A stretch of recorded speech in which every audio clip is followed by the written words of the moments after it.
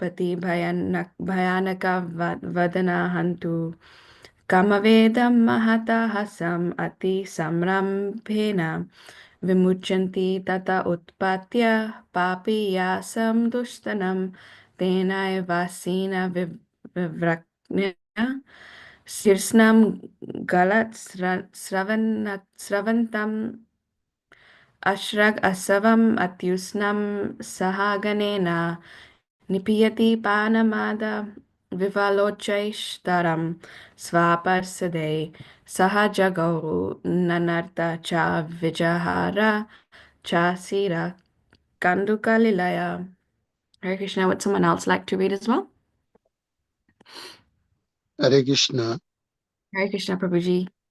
Brisham Amalsha Rashavesha Rashava Vilashita Bhukuti Vitapa Kutila Dhamestra Aruna Ekarshan Ek Ikshana Atupati Bhayanaka Vadana Hantu Kamai Vidam Ma Mata Hastam Ati Shambram Shambramvena Vimuchanti Tata Utupaya Papaisham Dustanam Tanaivashna Vikrik Shishanam Galatsravana Asruk Ashabam Atishnam Shaganena Viputyati Pana Mada Piva Pivalo Uchasistram Saprasada Sahajagau Nanartha Cha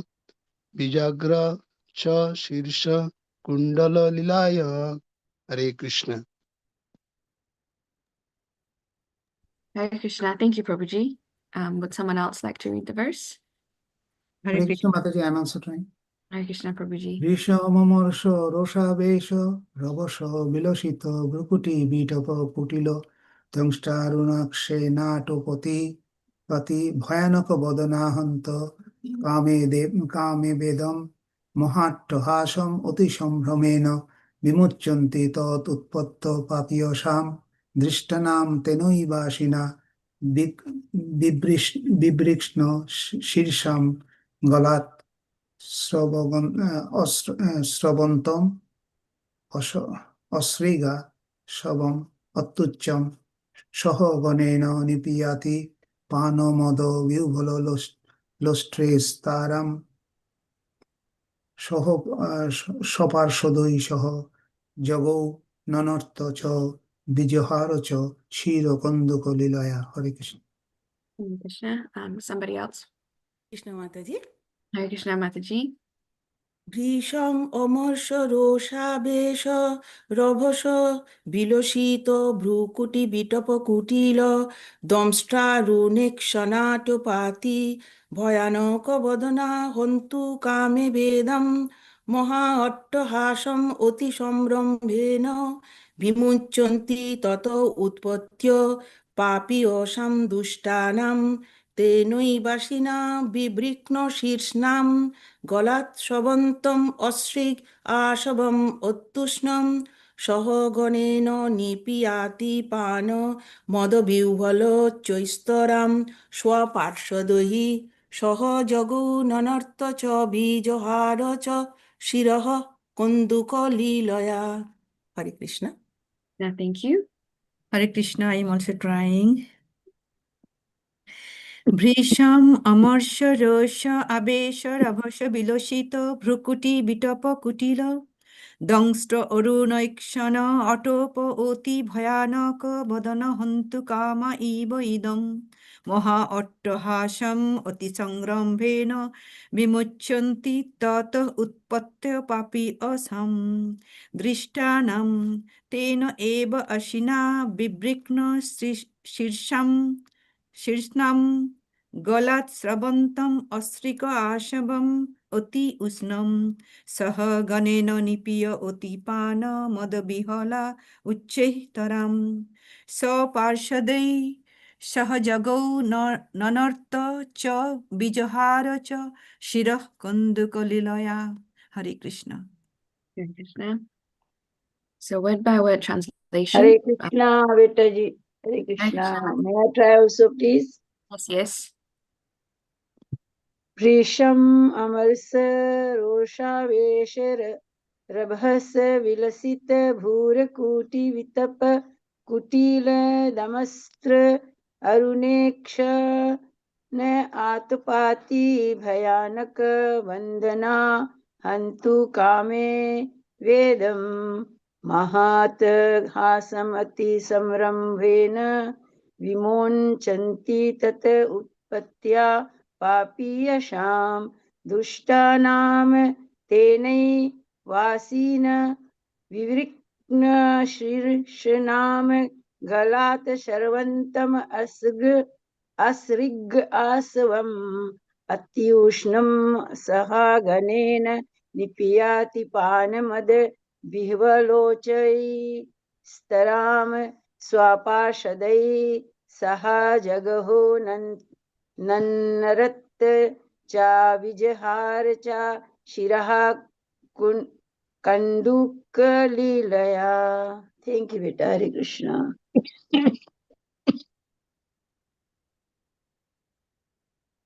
So word by word translation. Brisam, very highly. Amarsa, intolerance of the offenses. Rosha, in anger. Avesha, of her absorption. Rabhasa Vilasata, expanded by the force. Brukuti, of her eyebrows. Vitapa, the branches. Kutila, carved. Kutila, carved. Damsra, teeth. Aruna Ikshana, of reddish eyes. Atopa, by the agitation. Ati, very much. Bhayanak, fearful. Vadana, having a face. Hantu Kama, desirous to destroy. Eva, as if. Idam, this universe. Maha Atta Hasam, a greatly fearful laugh. Ati, great. Samram Bhena, because of anger. Chanti, releasing.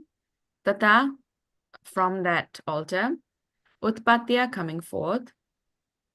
Papiyasyam, of all the sinful. Dushtanam, great offenders. Tena eva asina, by the same chopper. Vivakrena, separated. Shirshnam, whose heads. Galat, from the neck. Shravantam, oozing out. Ashrak asavam, the blood compared to an intoxicating beverage. Atiusnam, very hot. Saha, with. Ganena, her associates. Nipiya, drinking. Atipana, from drinking so much. Mada, by intoxication. Vivala, overwhelmed. Uche taram, very loudly. Swa parsade, her own associates. Saha, with. Jagao, sung. Nanarta, danced. Cha, also. Vijahara, played.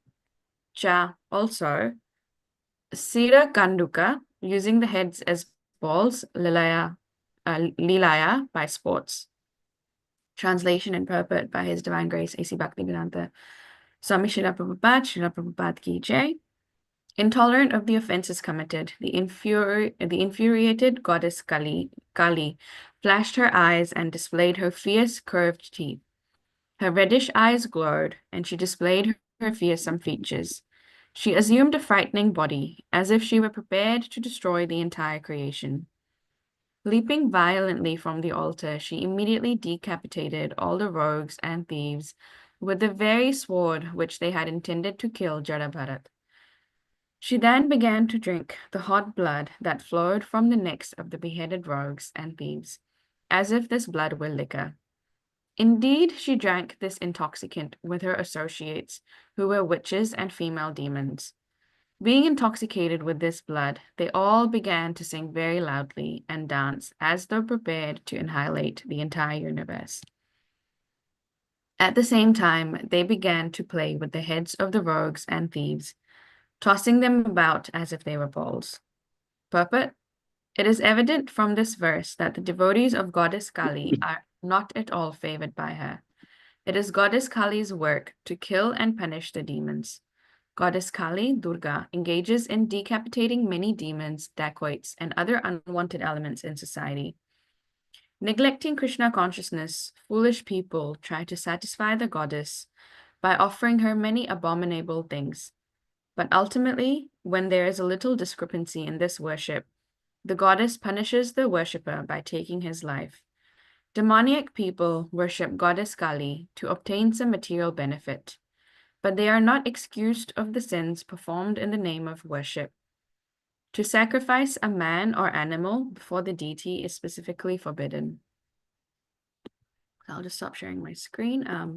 Namo Vishnu Padaya Krishna Prasthana Bhutale Srimati Krishna Das Goswamiti Namane Namo Vishnu Padaya Krishna Prasthana Bhutale Srimati Bhakti Vedanta Swaminiti Namane Namaste Saraswati Deve Gauravani Pracharine Nirvishesha Shunyavadi Pashata Deshatarine Jai Shri Krishna Chaitanya Prabhu Nityananda Shri Advaita Gadadhara Shri Vasadi Gaura Bhakta Vrinda Hare Krishna Krishna Krishna Hare Hare Hare Ram Ram Ram Hare Hare. So in this verse, there's a gang of degraded thieves who have caught Jada Bharat, and they are wanting to use him as a human sacrifice to Kali. To Kali. And it is quite a shocking verse, very graphic. And also, and the way that it is graphic, it sort of also highlights the nature of ignorant and cruel. One of the days, actually, I remember just on Dominion Road, there was this truck, and it was basically taking some meat to the butchers and all. And this was not early morning, around about this time. And basically all that it just had those animals hanging in the truck, and it looked very graphic. So usually always with cruelty, it looks very, very graphic. And in this, Jada Bharat, he's a realized and a detached soul. He's kidnapped by these men who are planning to offer him as a human sacrifice to the goddess Kali, but she's not going to accept it because at the end of it, even she's a devotee of Krishna, and she cannot accept anything that is, offered through cruelty in this. And even in this, she's also out there protecting Jada Bharat, also empowered by Krishna. So she rises from the altar with blood-red eyes, with the sword, and beheads them and drinks their blood from their heads. So one other thing that I noted in this verse was that every time we see the Srimad Bhagavatam, there's an emotional spectrum, or even like an emotional wheel, because this verse, it's quite graphic, quite horrific. And then there's also other verses which would be quite sad. Some verses which would be very joyful, very happy. So there's the whole emotional wheel in it. And these dacoits that are offering her that are offering to Goddess Kali Jada Bharat through that sacrifice, they are in Tamogun, which is the mode of ignorance associated with inertia, forgetfulness, illusion, as it is that for them the offering is sacrificing someone, and they're thinking that it's worship, but this is sort of where the material darkness comes in, where actual worship is diluted by this tamogun, and they stop seeing Jada Bharat as a person, but only as an object or a tool to offer or to basically kill. And then lately, I've also been reading up on trauma and mind, and I was reading on the three gun, and how we can sort of categorize it with this. So starting with sattva gun, which is, being clear, very in the mode of goodness, having clarity, being content, and also wisdom and understanding. We can also sort of, not only when it comes to Krishna consciousness, but also in our day-to-day life, that can be, being balanced, having a peaceful heart, being grateful. Then there's Rajas, which is the mode of passion, doing too much, being attached.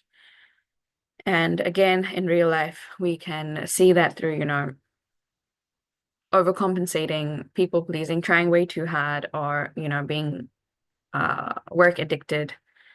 And then tamas is basically the mode of ignorance with illusion and delusion, and in real life, how it sort of comes as, numbness, being apathic, there's no willpower, or being in a constant, like a free state as to why am I doing this? And Rajas is more like doing lots and lots and lots, but also feeling resentful, comparing. And then in Sattva, it's making whatever you're doing meaningful and with clarity, and knowing what you're doing, why you're doing it. And tamas, given that it's in the darkness, we can also, this one, I was actually hearing a class on this, and the Prabhuji that was giving the class, he mentioned it, that whatever they're doing it in the darkness, but not everything that's in the darkness is supposed to be bad, because even Krishna, there's when Govardhan Leela happened, it was very, very dark with all the clouds and everything. And that darkness was, him protecting all the residents of Vrindavan, all the residents of Govardhan. Then after that, even in Trinavrit demon as well, the cyclone or the tornado demon, when that was happened, that was very dark as well, because it was basically just whatever the dust, wind, everything that was cleared out. He was again doing that for protection. So even with darkness, there's the two categories. One is in the mode of ignorance, and one is as part of Krishna's divine Leela. And then in this, moving on from darkness to Goddess Kali, she's often misunderstood as being, terrifying, as we can see even in this verse, very terrifying, very, very fierce. But she's a devotee of Krishna. Whatever she does, she is also empowered by Krishna. So that offering, it's impersonal, because they're not looking at Jada Bharat as a human. They're looking at Jada Bharat as an object or a thing to, kill and offer. So even in that, she rejects that offering. And because human sacrifice, or the intention behind their sacrifice, it's not to, there's no, I guess, any dharmic reason for it. So she's sort of protecting that and knowing that this is not proper. This needs to be stopped. And so that's why she goes on, she takes that form. And even with so in this case, she's protecting him, empowered by Krishna. She's taken on that form of very fierce and very like basically beheading, drinking the blood out of their heads, throwing the heads around like balls. So in this case, yes, as again, as I said, that she is protecting Krishna. Sorry, she's protecting Jada Bharat, empowered by Krishna. And even in real life, most of the true protection would truly mean that, everyone's going around protecting each other.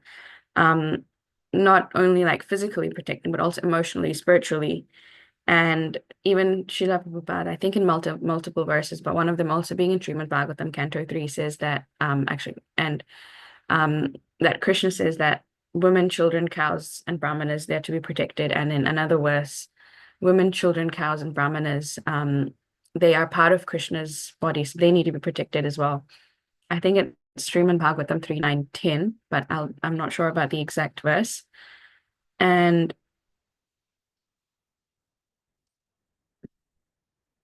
so just before moving on to, I guess, that the protection, we'll just move on to Kali and the two aspects of the feminine, how usually femininity is considered to be very soft, very gentle, and very nurturing. That's one side to it.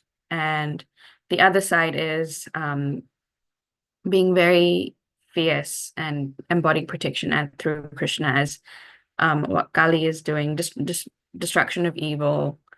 And both of them, they're basically equally important. The softness as well as the fierceness.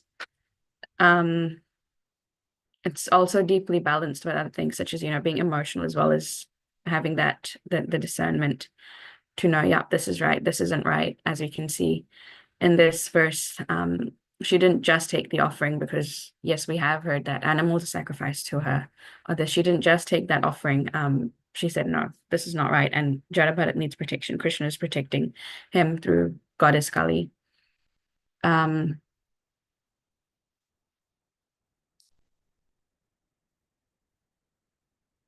Yeah, so I will, just before protection as well, mention on Jada Bharat, where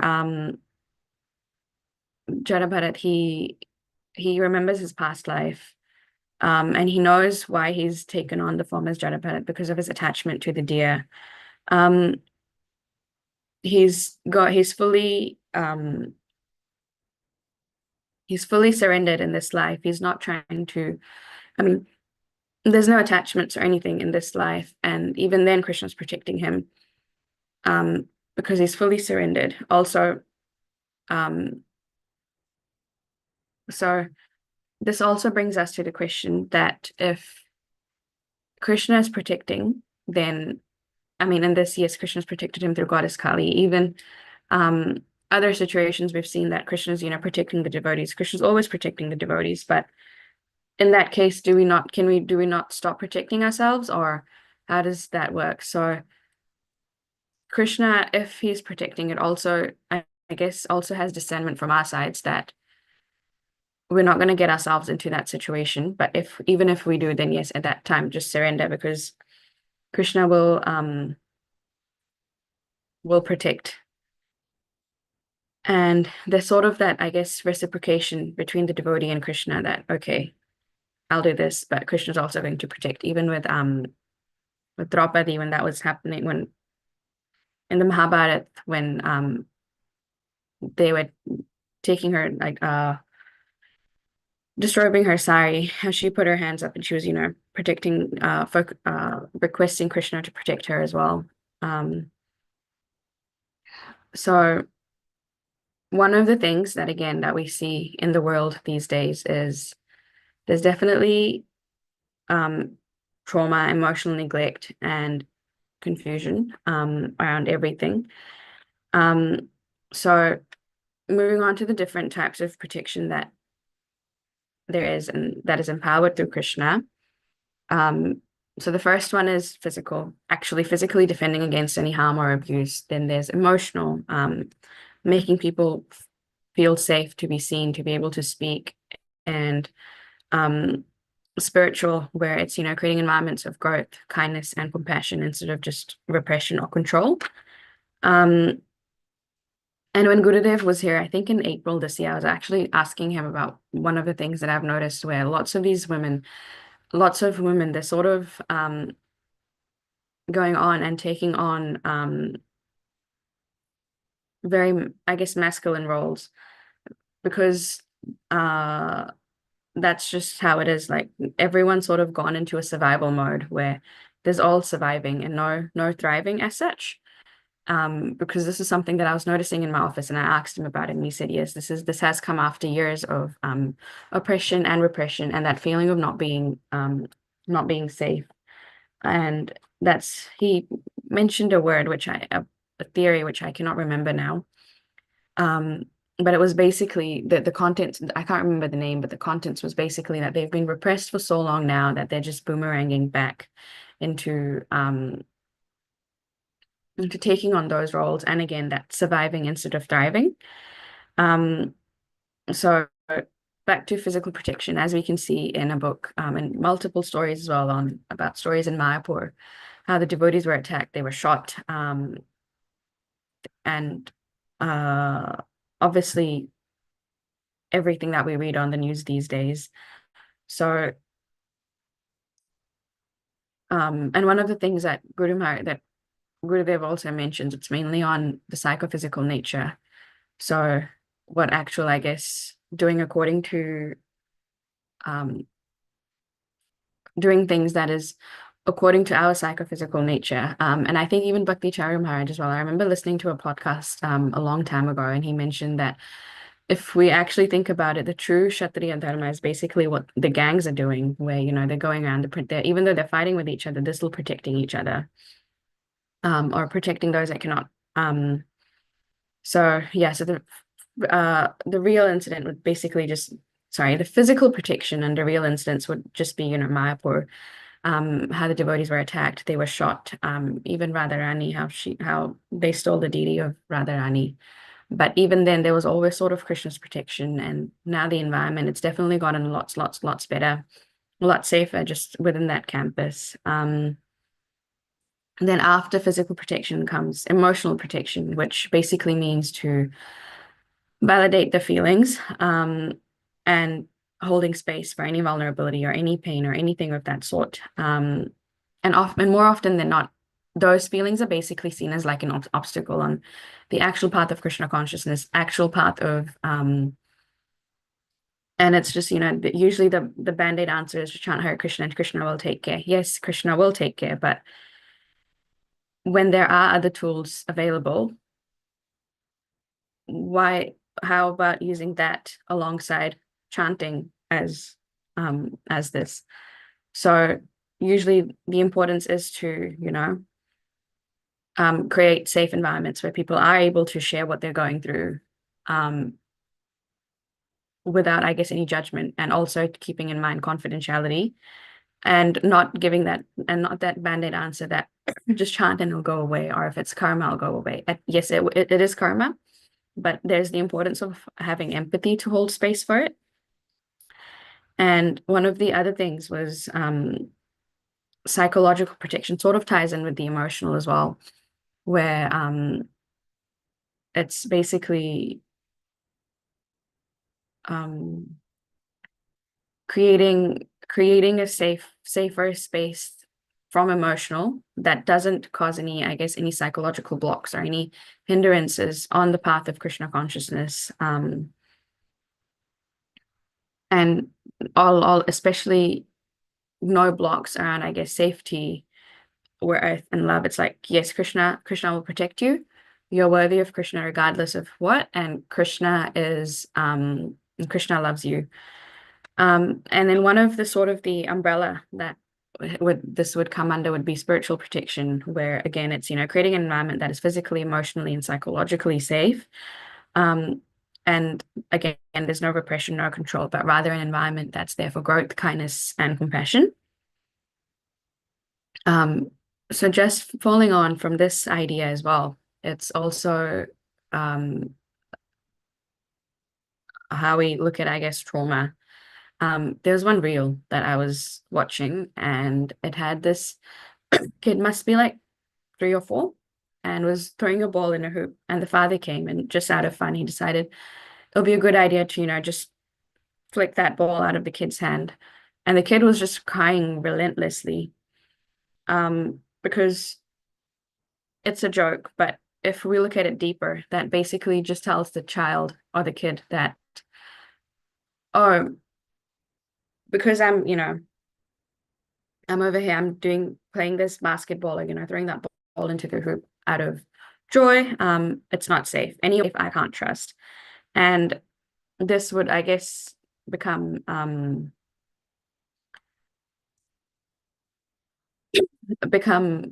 like a deep-seated belief of, again, moving back into that survival mode. And trauma, there's also 2 ways to categorize it. One is, yes, of course, what happens to us, and the other is how we react to it. So with this, if it'll somehow go in and fit into the subconscious, it would just be an app that's, running the background, burning in the background, slowing everything down, just like some tech issues this morning. And in terms of this, when there are these subconscious blocks, again, that would affect the path of, Krishna consciousness. There would be blocks in actually properly chanting, properly surrendering to Krishna.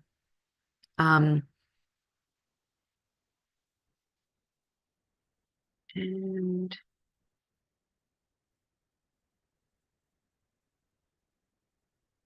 sorry, so the verse of, Krishna protecting all was Srimad Bhagavatam 3:16 and 10, saying that anyone that is defenseless, basically the summary that they're part of Krishna's body. Now, there are multiple verses of Srila Prabhupada as well, where he says that Krishna's a person, love him like a person. And again, everyone sort of has that personal relationship with Krishna, seeing it as deeply personal, either through surrender or through the different categories of the relationship that but the bhavas that Krishna has, that one holds, or that we can even see in many different stories. So yes, we see Krishna as a person, we see Krishna as souls, but do we also see other people as people? And yeah, we're not the body, we're the soul, but right now the soul has a carriage or a car that it's driving, and to protect the passenger inside. But to protect this passenger inside, you can't, I guess, if you're driving, you can't go around just protecting the passenger inside and, hitting into other cars, doing any fender benders, hitting into parked cars or any fences, etc. Like just basically treating it anyway. That's not how it works. And even taking care of the software, the mind, and is taking care of the auto electrical system without without also being deeply attached to it. It's still protecting it in a way that, yeah, we're taking care of the passenger inside. I mean, that it's the soul. You're not the body, you're the soul. But still, there's no point driving a car and just, going around hitting it and just treating it just like that. And also the same thing, also not going around and, hitting other cars around, so hurting other people around. So, and this, from moving on from, I guess, Tamagun to Sattvagun, it's basically just transforming that ignorance into surrender, but surrender it with discretion and discernment as well. And again, Krishna will protect, but Krishna will protect through his devotees, and Krishna will protect through actually many different means. Even time's also Krishna's devotee. We can be somehow, even if getting late by 2 minutes, we can be saved from something else because that's part of Krishna's plan.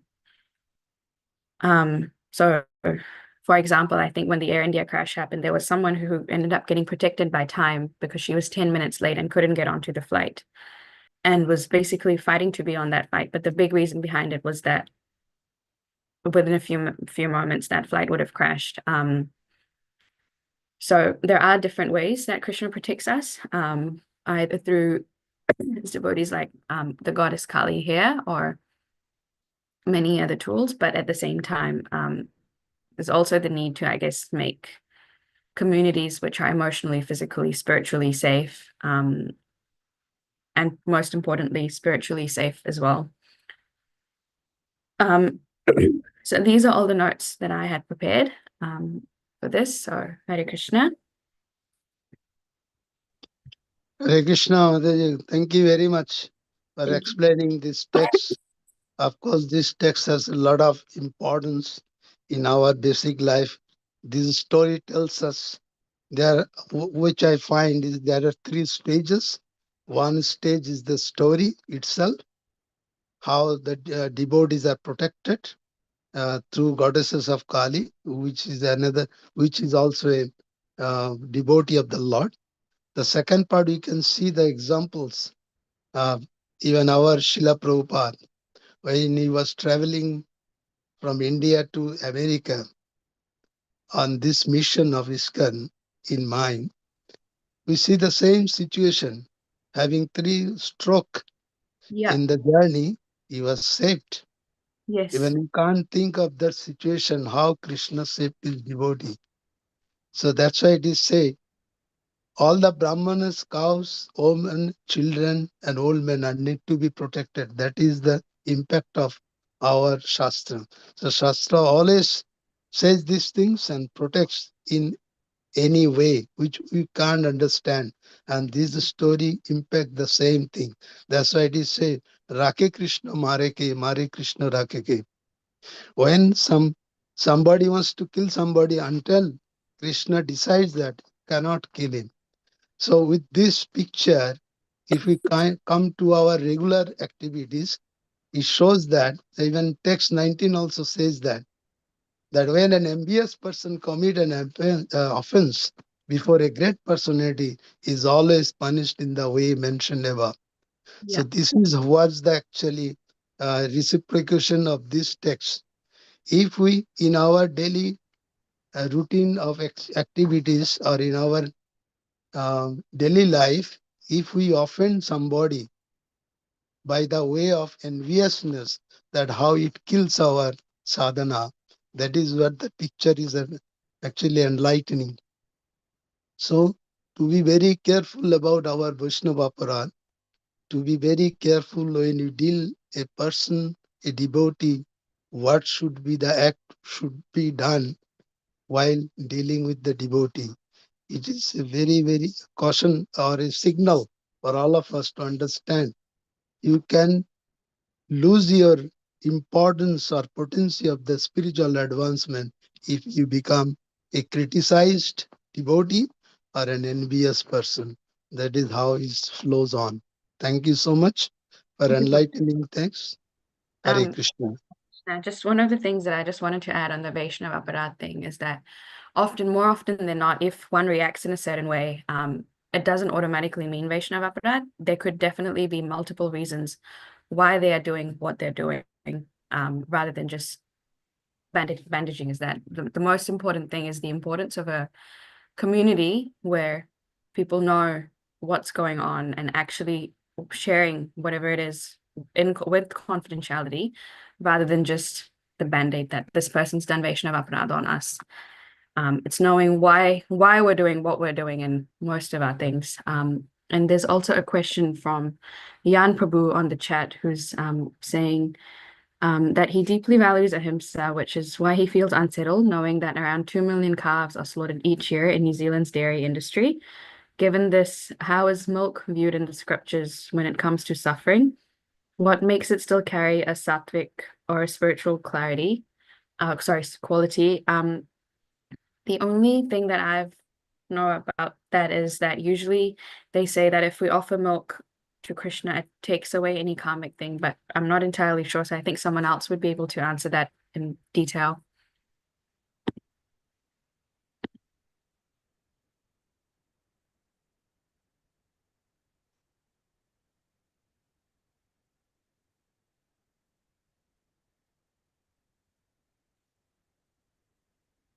Nanda Chobaji, maybe you know the answer to this one. How? Thank you so much. Yeah, it's a difficult situation. I think the Guru Maharaj has spoken about it sometime. Best option is to offer cruel-free milk to the Lord. That's the best option. But if nothing is available, if there's an option, that can be like a list-based situation. Whether the karma is taken away if you offer milk that's been pasteurized and sort of obtained from cruelty to the cows is debatable. So even Krishna says, if somebody offers me a flower, he says that he accepts it with love and devotion. The flower might not be perfect, or we might have plucked the flower violently, but the intention is to satisfy Krishna. But because it's coming from a cruel situation, Krishna might not accept it. So that's my take on it, but I'm not very clear on. I think Devamita Maharaj is very adamant that we should offer milk, which is obtained from commercial dairies because of the cruelty. And the reason is that just by using that milk, we are encouraging in their profit venture, because the more milk we use, the more encourage they may get. They may their commercial farm become more profitable, and there'll be more killing, and so it perpetuates the situation. So for that reason, if you really want to stop this cruelty, then we should do our small part by not using the milk that is obtained by commercial farming. So that's another take on the side. So devotee has to make their own discretion, which is the best situation. That's my take. Hare Krishna. Hare Krishna, thank you, Prabhuji. So yes, I think we'll just end on the note, if that's okay, on just the importance of cultivating the safety as well as the emotional intelligence. And what I guess in my mom's counseling books, I see this trauma-informed responses, knowing what's happening, and just taking care of it that way, and just creating that safe space for physical, emotional, psychological, and spiritual protection. So Hare Krishna. Thank you so much, Krishna Damati. If there's nothing, no other reflection will end here. Vancha kalpatra. ध्रुवश्च कृपासिन्धुभ्येव च पतितानं पावनेभ्यो वैष्णवेभ्यो वैष्णवेभ्यो नमो नमः। अनंत कोटि वैष्णव वृंद की जय। हर कृष्ण कंठ की जय। Jai. श्रील प्रभुपाद की जय। गौर Lord प्रेमानंदे हरि हरि बोल। Premanande Hari Hari. All glories to All all glories to the devotees. Hare assembled Krishna. Thank you devotees. very Hare much, Krishna. Krishna Kantha. Hare Krishna.